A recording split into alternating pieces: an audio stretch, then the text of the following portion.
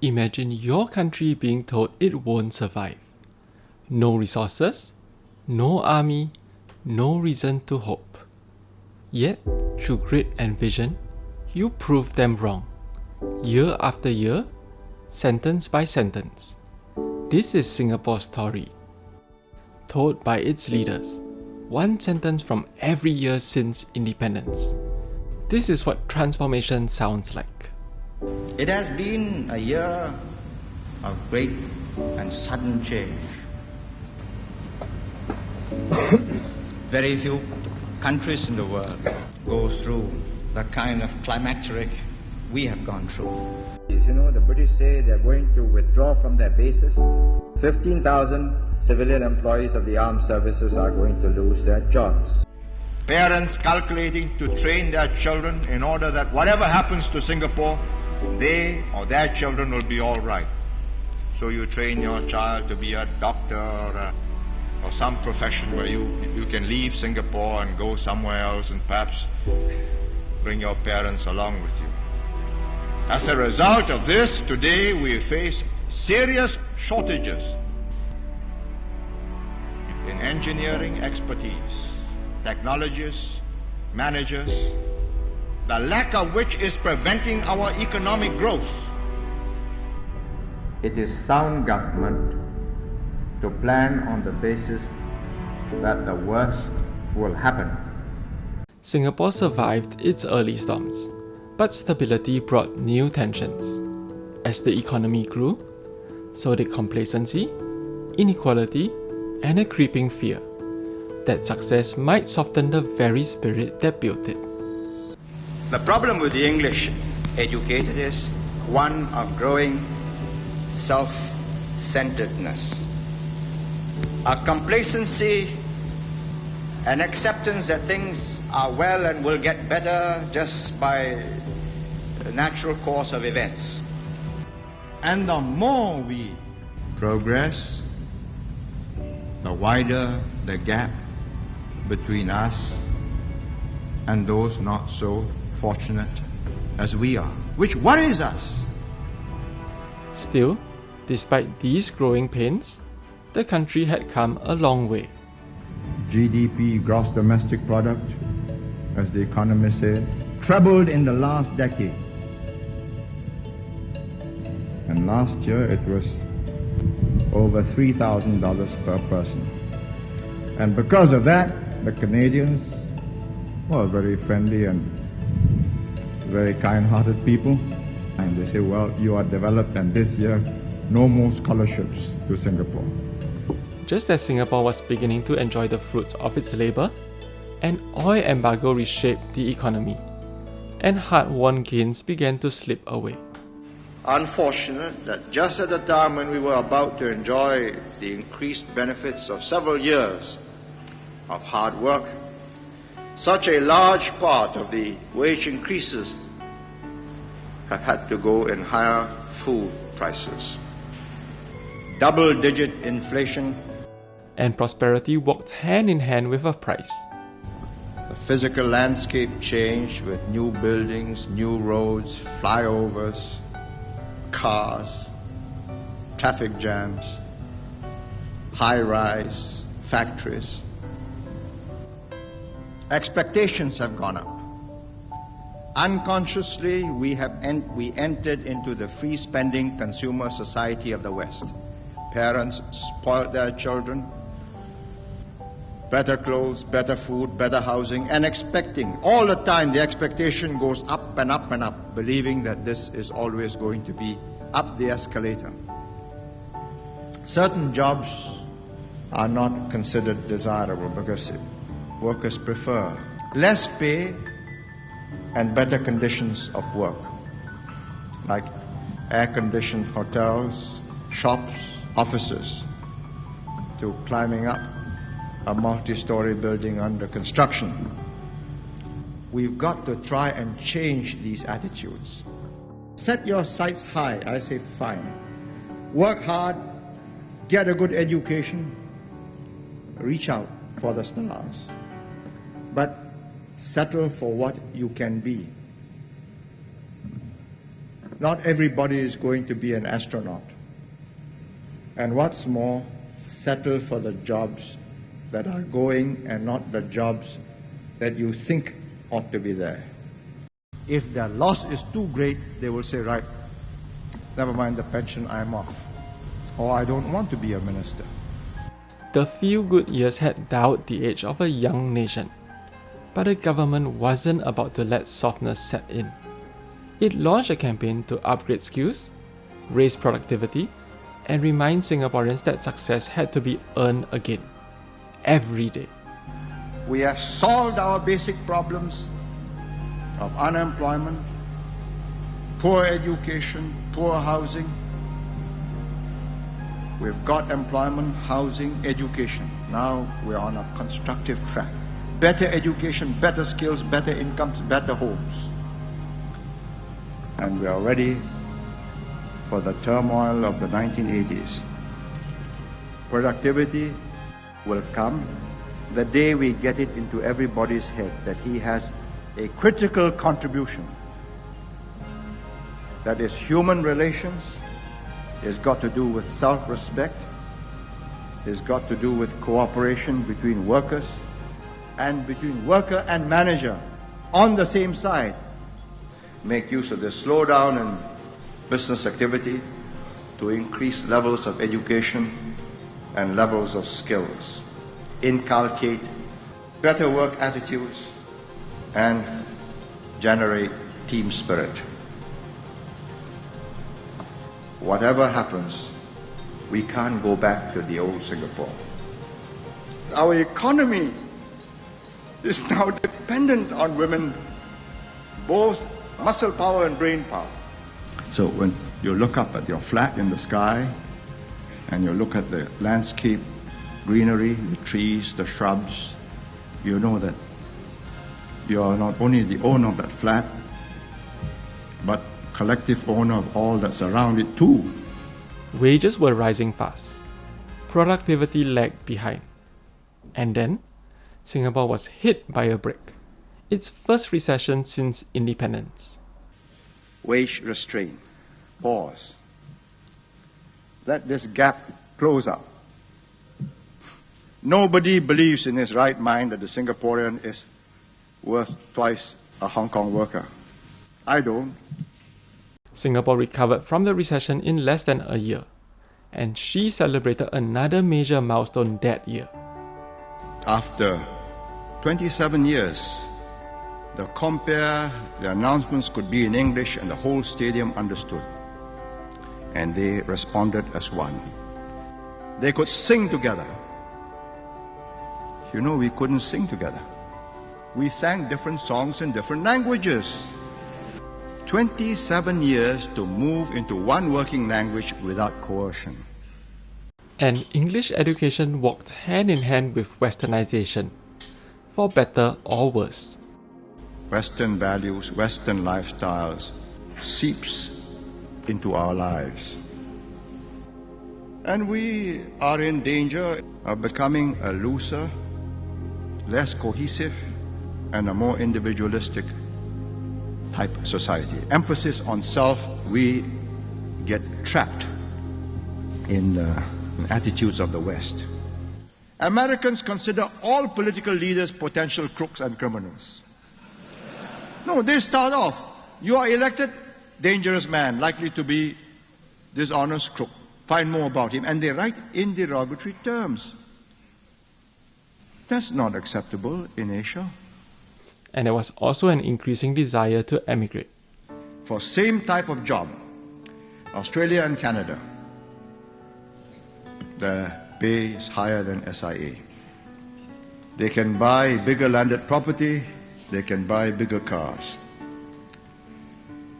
In Singapore, there's too much emphasis on work. The competition is too fierce.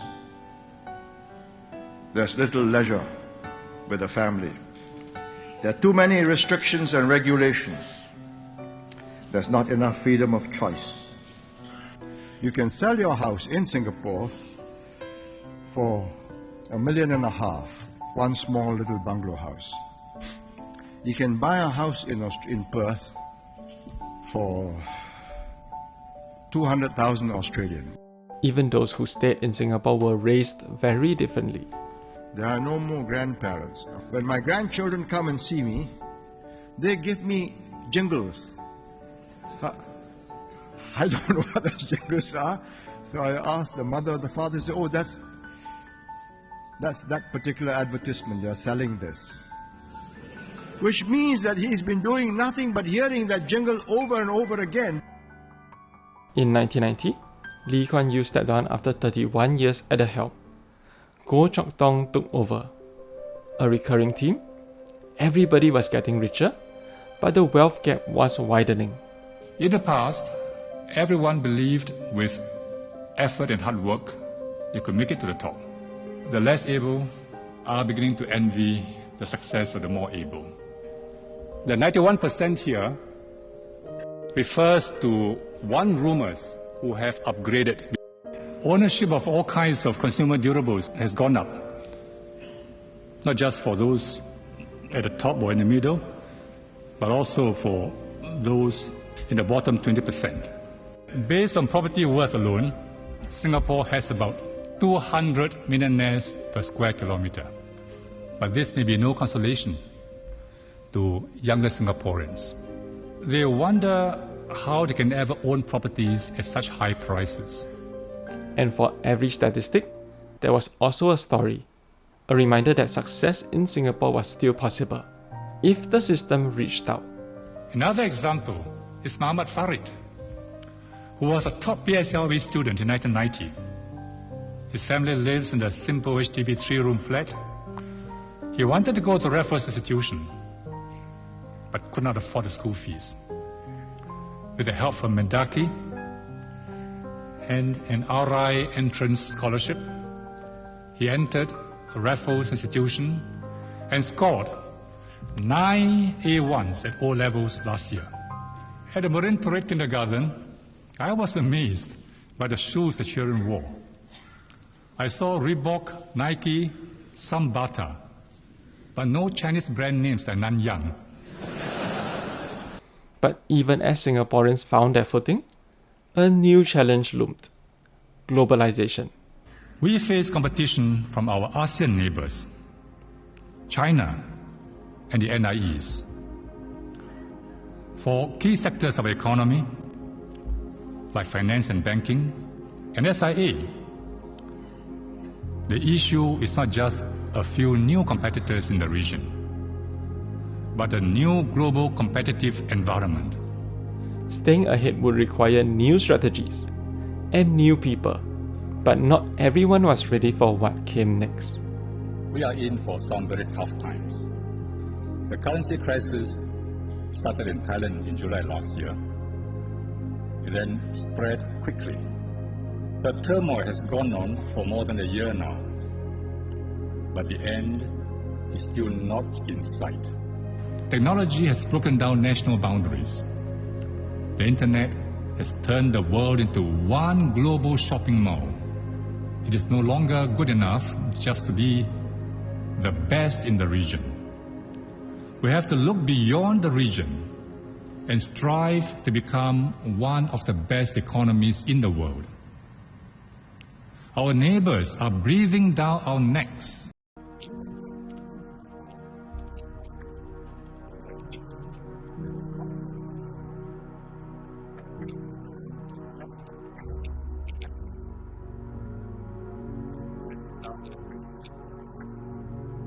We will need great mental strength to continue pushing ourselves to excel. If we do not do so, others now behind us will push us off the track. Today, it is the turn of our young to be tested. This baptism of fire will temper your generation. Then came SARS. It wasn't just a deadly health crisis. It was a character test. We closed ranks and stood with each other. We helped each other without regard for race, religion, or social position. During the crisis, I saw a national spirit I've never seen before. SARS did not break Singapore. It made us stronger. By the end of that year, Singapore had not only weathered the storm, she was at a new beginning. The next year, Lee Hsien Loong took over. The task ahead, to move from comfort to confidence and push Singapore out of its comfort zone. We are so capable, we are so efficient, we are so comfortable that we stick with what we have tried and tested and found working, and we are reluctant to take risks and to try new things. And that is a weakness. It's a weakness which we have to overcome. Next to the business and financial center, we will have the integrated resort. You look at the projects which have come in. The IR, the integrated resort at Marina South. $5 billion of a project, a very major commitment by the investor, a vote of confidence in Singapore. Freedom for principals and teachers to experiment. Resources for schools with good ideas. Opportunities for needy students through the opportunity funds. More learning, less teaching. We should allow outdoor public demonstrations. We encourage more citizens to engage in debate, to participate in building our shared future. And we will progressively open up our system even more. It was a manic Monday in the financial markets. We've been hit by the most serious recession in half a century. Thankfully, there was a complete turnaround within a year. Our economy has shaken off the recession and is now booming. In the first half, our GDP grew by 18% year on year. Lots of jobs have been created, unemployment has gone down, Singaporeans can look forward to higher wages and good bonuses. But many citizens felt left out of the growth story. Why has my cost of living gone up? Can I or my children afford to buy homes for ourselves? What about my healthcare costs as I grow old? In short, Singapore may be progressing, the country may be moving forward, but am I part of this progress? Am I part of this story? And so the government moved towards more inclusive growth. We made a major shift with an inclusive budget, with significant initiatives for the elderly, like the silver housing bonus, for the low and middle income, like the GST vouchers, for the disabled, like daycare activity centers. We're not just spending more, but we're setting a new strategic direction for Singapore and laying the basis for stronger social safety nets. And I will make sure that every Singaporean family who is working can afford an HDB flat. A family today, if you're earning $1,000, you should be able to afford a two-room flat. If you're earning $2,000, you should be able to afford a three-room flat. If you're earning $4,000, you should be able to afford a four-room flat. We assess you on your knowledge, on your ability, on your commitment, and not so much on where you started. As Singapore celebrated 50 years, there were difficult questions. How do we remain exceptional? And how do we prepare for a future where the old formulas no longer work? And Singapore has to stay special. Because if we are just a dull little spot on the map, a smudge, we are going to count for nothing. We have to be a shining red dot. Spot where the changes are coming from, to respond when things are disrupted, and to keep our economy growing. So that our companies can be resilient, we are implementing industry transformation maps, ITMs, industry by industry. Our workers, supported by unions and employers, are working hard to upgrade their skills and to seize new job opportunities. As people progress in their careers, Skills Future will help to keep their knowledge and skills up to date. And then the pandemic shook the world. Each time it looks like we've beaten the virus, it breaks through in different place and forces us to tighten up again. We are now learning to live with the virus. With each infection wave, we've managed the impact better. We are all relieved that COVID is behind us. Life as we knew it has resumed. As Singapore faces a new era, the baton passes and the vision broadens. So we need a renewed social compact where every Singaporean feels there is hope, where all citizens, even the most disadvantaged amongst us, know that they can get a fair shot in life, that they can get ahead if they make the effort and work hard. The next chapter is being written by all of us. Will you write the 61st sentence? Thanks for watching.